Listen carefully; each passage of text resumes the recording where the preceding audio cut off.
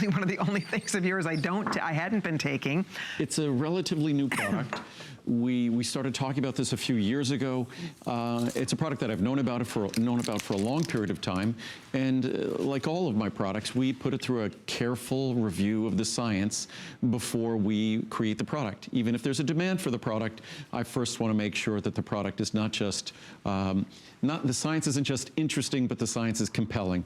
And when it comes to vitamin K2 MK7, it's hard to imagine an ingredient that could be more important to all of us.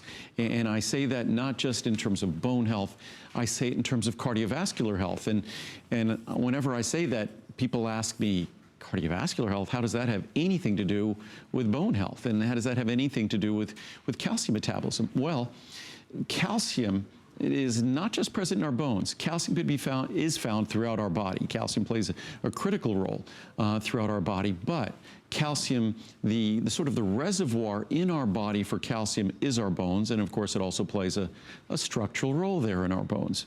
But calcium can also find itself in other tissues that we'd rather not have it there. We don't want things to calcify. We'd rather not have calcium deposited in our arteries. If it does so, our arteries become less resilient, less flexible. And one of the most beneficial attributes, one of the most youthful attributes of healthy arteries is their resiliency and flexibility. So we really want to avoid, we really want to resist calcification of those arteries.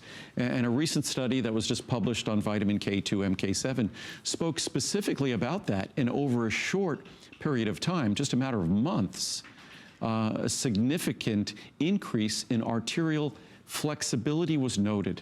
So not only is the science exciting in terms of the health of our bones and ensuring that it supports the role of calcium in our bones and the building of healthy bone, but it also supports the retention of calcium in the tissues where it belongs and not in the tissues where it doesn't belong. And that's why I kind of, the analogy I use, I talk about vitamin K2 MK7 as sort of being the calcium traffic cop, that it determines where it's supposed to be going, who's supposed to be going there, and who's not allowed to come here. And that's the role it plays, oversimplifying it, but makes it much easier to understand. So interesting. I'm going to show you what the choices are. Again, everything's birthday priced, everything's with free shipping and handling, so you can always do a try me, that's a 30 count, but then we go all the way up to a 360 if you take one a day. That's going to last you about a year. So here are the choices.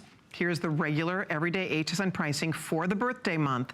You have $89, $40 off, $20, $10, or $6 off, depending on the size you'd like us to send you if you're not taking it yet.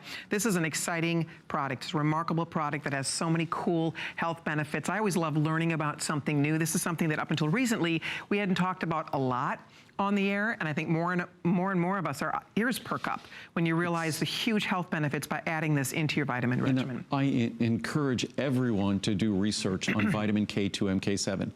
It is technically, it shares the same name as vitamin K1. And vitamin K1, the origins of vitamin K1 is all about blood clotting. And in fact, the original name of vitamin K comes from the fact that in German, where it was first identified, the word for coagulation it's spelled with a K. So that's vitamin K1, that's phytonadione. But vitamin K2, MK7, is a different chemical structure. This is vitamin K1, this is vitamin K2, MK7, and as you can see, the 7 comes from the 7 groups that are attached to the same structure on both molecules here. These 2 ring structures are identical on both molecules, and the difference is that long chain. And with that vitamin K2 MK7, it plays no role in blood clotting. That's not what it does. And a lot of people are concerned about that. But vitamin K2 MK7, the role it plays is in terms of the way our body manages, utilizes calcium. Whether we have to consume some calcium in our diet. We need calcium in our body. It's an essential mineral. It's absolutely has to be part of the structure of our bone. It's also in all of our cells because we have principally 4 electrolytes in our body that are responsible for much of the osmotic pressure we experience in our body, whether it's sodium, potassium, calcium, magnesium. They all have to be there.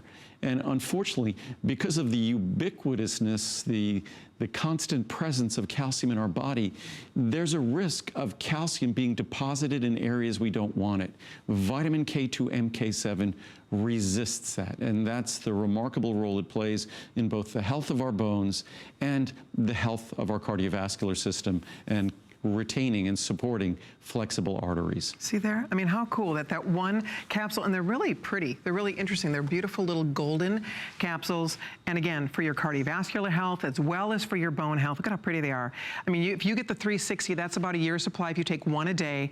Little tiny investment. That's all you need to take is one a day. That's it, one a day. Yes. And it works hand in hand with everything else you're using. I doubt this is something that we're getting an abundance of in our diet. We don't, unless you're eating Japanese natto, unless you're eating, you know, fermented products from Japan, you're not getting vitamin K2 in the typical diet at all. Not a little, at all. Oh, there you go. Okay, what'd you tell me, Steve? He wants us to mention. I just want to mention it. In the next hour, we'll talk about the monthly special at greater length. Great. But as long as we're talking about cardiovascular health, we'll talk about it later in terms of beauty and in terms of brain